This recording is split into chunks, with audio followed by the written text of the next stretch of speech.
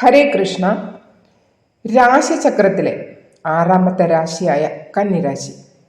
കന്നിരാശിക്കാർക്ക് July 2025 നവഗ്രഹങ്ങളുടെ ഗോചരം കൊണ്ട് എന്തെല്ലാം ഫലങ്ങളാണ് നിങ്ങളുടെ ജീവിതത്തിൽ ഉണ്ടാകുന്നതെന്ന് നോക്കാം. വീഡിയോ എൻഡ് വരെ കാണുക. ലാസ്റ്റ് പരിഹാരവും ഒരു വാസ്തു ടിപ്പും ഉണ്ടായിരിക്കുന്നതായിരിക്കും. നിങ്ങളുടെ രാശിയുടെ സ്വാമിയായ ബുധൻ, മെർക്കുറി 11ാമത്തെ ഹൗസിലാണ്. 6ാമത്തെ ഹൗസിൽ രാഹു, 7ാമത്തെ ഹൗസിൽ ശനി, 9ാമത്തെ ഹൗസിൽ ശുക്രൻ, 10ാമത്തെ ഹൗസിൽ സൂര്യനും വ്യാഴവും, 11ാമത്തെ ഹൗസിൽ ബുധൻ, 12ാമത്തെ ഹൗസിൽ ചൊവ്വയും കേതുവുമാണ്. നിങ്ങളുടെ ഭാഗ്യം നോക്കുന്നത് 9ാമത്തെ ഹൗസിലാണ്. 9ാം ഹൗസിന്റെ സ്വാമിയാറ് ശുക്രൻ. അപ്പോൾ ശുക്രൻ സ്വന്തം രാശിയിൽ തന്നെ ഇരിക്കുന്ന ഒരു മാസമാണ് ഈ മാസം. ഒരു വർഷത്തിൽ ഒരു പ്രാവശ്യം മാത്രമേ ശുക്രൻ 9ാമത്തെ ഹൗസിൽ വരികയുള്ളൂ. അപ്പോൾ ഈ ജൂലൈ മാസമാണ് ആ സമയം. അപ്പോൾ ഈ സമയം എന്ന് പറയുന്നത് നിങ്ങൾക്ക് ഏറ്റവും അനുയോജ്യമായ, എല്ലാത്തിനും ഒരു നല്ല ഭാഗ്യമൊക്കെ കൊണ്ടുവരുന്ന ഒരു മാസമാണ്. ശുഭകാര്യത്തിനും മംഗളകാര്യത്തിനും ഒക്കെ നല്ല ഒരു സമയമായിരിക്കും ഈ മാസം പഴയ കടങ്ങളൊക്കെ ഉണ്ടെങ്കിൽ അത് തീർക്കുന്നതിനും പിന്നെ കുറച്ച് ചെലവ് കൂടുതലായിരിക്കും. ഇതുകൊണ്ട് തന്നെ നിങ്ങളുടെ പഴയ കടങ്ങളൊക്കെ തീർക്കുന്നതിനുള്ള ഒരു നല്ല സമയമാണ് ഇപ്പോൾ. ഇൻവെസ്റ്റ്മെൻ്റ് ഒക്കെ ചെയ്യുന്നവർക്ക് നല്ലതുപോലെ ഇൻവെസ്റ്റ്മെൻറ്റ് ചെയ്യുന്നതാണ്. അത് നല്ല കണക്ക് കൂട്ടലോടുകൂടി മാത്രം ചെയ്യുക. നിങ്ങളുടെ ജോലിയും ബിസിനസ്സും. ജോലി ചെയ്യുന്നവർക്ക് പുതിയ ഉത്തരവാദിത്തങ്ങൾ കിട്ടാനുള്ള സാധ്യതയാണ് കാണുന്നത്. സർക്കാർ ജോലി പ്രതീക്ഷിക്കുന്നവർക്ക് അതിൽ നല്ലൊരു ഫലം തന്നെ കിട്ടുന്നതായിരിക്കും. സൂര്യനും വ്യാഴവും 10ാമത്തെ ഹൗസിലാണ്. അപ്പോൾ ഈ സമയം നിങ്ങൾക്ക് നല്ലൊരു റിസൾട്ട് തന്നെയാണ് കൊണ്ടുവരിക.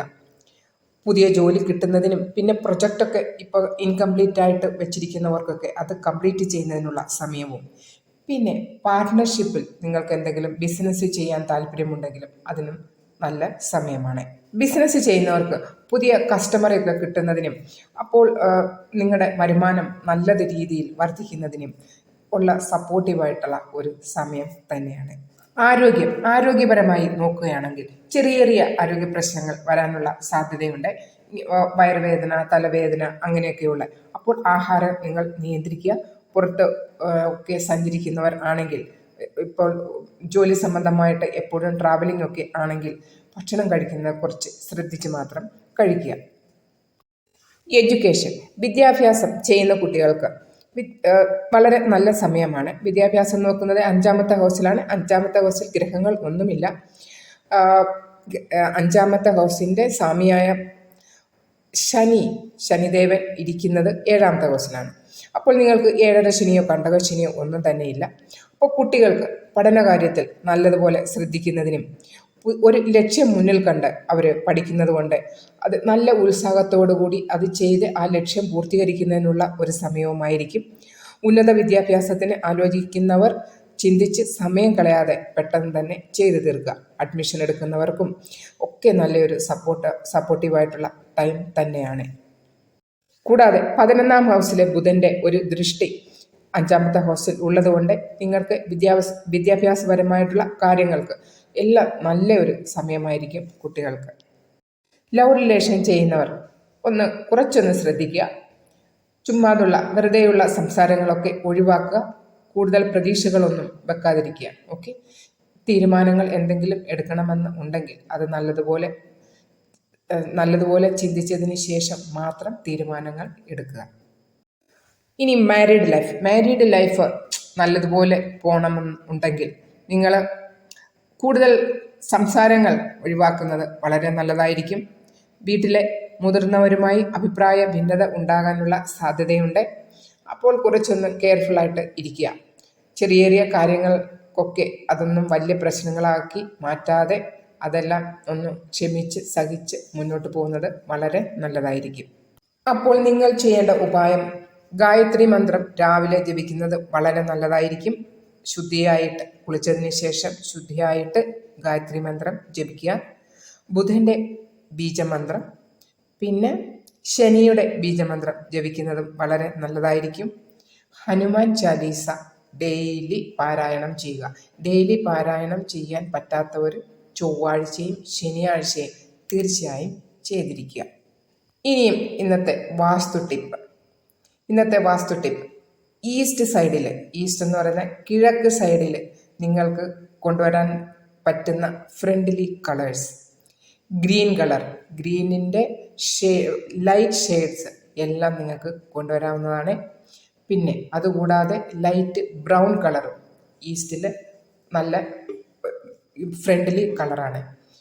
അതുകൂടാതെ നിങ്ങൾ റെഡ് കളറോ യെല്ലോ കളറോ അവിടെ ഈസ്റ്റിൽ കൊണ്ടുവരാൻ പാടുള്ളതല്ല. ലൈറ്റ് ബ്ലൂ, സ്കൈ ബ്ലൂ അല്ല, ലൈറ്റ് ഡാർക്ക് ബ്ലൂവിൻ്റെ അതിൻ്റെ ലൈറ്റ് കളേഴ്സ്, ലൈറ്റ് ബ്ലൂ അത് വാട്ടർ കളറാണ്, എന്നു വെച്ചാൽ നോർത്തിൻ്റെ കളറാണ്. അപ്പം അതും ബ്ലാക്കും ചെറിയ രീതിയിൽ വരുന്നത് കുഴപ്പമില്ല. പക്ഷെ ഒഴിവാക്കേണ്ട കളറാണ് വൈറ്റ് കളറും നിങ്ങൾക്ക് ഒഴിവാക്കേണ്ടതാണ്, അത് ആൻറ്റി കളറാണ്. ഓക്കെ, അപ്പോൾ ഗ്രീനും ഗ്രീനിൻ്റെ ഷെയ്ഡുകൾ, ലൈറ്റ് ഷെയ്ഡുകൾ, ലൈറ്റ് ബ്രൗൺ കളറും ലൈറ്റ് ബ്ലൂ കളറും നിങ്ങൾക്ക് അവിടെ കൊണ്ടുവരാവുന്നതാണ്. അപ്പോൾ പിന്നെ റെഡ് കളറ് നിങ്ങൾ തീർച്ചയായും ഒഴിവാക്കണം. ഈസ്റ്റ് ഡയറക്ഷനിൽ വീടുള്ളവരും അല്ലെങ്കിൽ വേറെ ഡയറക്ഷനിൽ ഉള്ളതാണെങ്കിലും ആ ഈസ്റ്റ് സൈഡിലെ കളേഴ്സ് വരുമ്പോഴത്തേക്കും നിങ്ങളിത് ശ്രദ്ധിക്കണം. പിന്നെ ഈസ്റ്റിൽ നിങ്ങൾക്ക് ഇഷ്ടം പോലെയുള്ള പ്ലാന്റുകളൊക്കെ വെക്കാവുന്നതാണ്. ചെടികളൊക്കെ നിങ്ങൾക്ക് വലിയ മരങ്ങളല്ല, ചെടികൾ നിങ്ങൾക്ക് ഈസ്റ്റ് സൈഡിൽ എത്ര വേണമെങ്കിലും വെക്കാവുന്നതാണ്. അതപ്പോൾ തുളസി വെക്കുന്നവരാണെങ്കിലും അത് കിഴക്ക് വടക്ക് ആ ഭാഗത്ത് നോർത്ത് ഈസ്റ്റ് സൈഡിൽ തുളസിയൊക്കെ വെച്ച് പിടിപ്പിക്കുക. ഓക്കെ, വലിയ മരങ്ങൾ വെക്കാതെ ഇരിക്കണം. അപ്പോൾ ഈ ചെറിയ ചെടികളൊക്കെ അവിടെ വയ്ക്കുന്നത് നിങ്ങളുടെ വീടിൻ്റെ ഐശ്വര്യത്തിനെ, നിങ്ങളുടെ സാമ്പത്തികമായി ഉള്ള ഉയർച്ചയ്ക്കും വളരെ നല്ലതായിരിക്കും. അപ്പോൾ വീഡിയോ ഇത്രമേ ഉള്ളൂ. നിങ്ങൾക്ക് വീഡിയോ ഉപകാരപ്രദമായെന്ന് വിശ്വസിക്കുകയാണെങ്കിൽ നിങ്ങൾ വീഡിയോ ലൈക്ക് ചെയ്യാനും ഒരു കമൻ്റ് ഇടാനും ആദ്യമായിട്ട് ചാനൽ കാണുന്നവരെ ചാനൽ സബ്സ്ക്രൈബ് ചെയ്യാനും മടിക്കേണ്ട. ഹരേ കൃഷ്ണ. സർവം രാധാകൃഷ്ണാർപ്പണമസ്തു.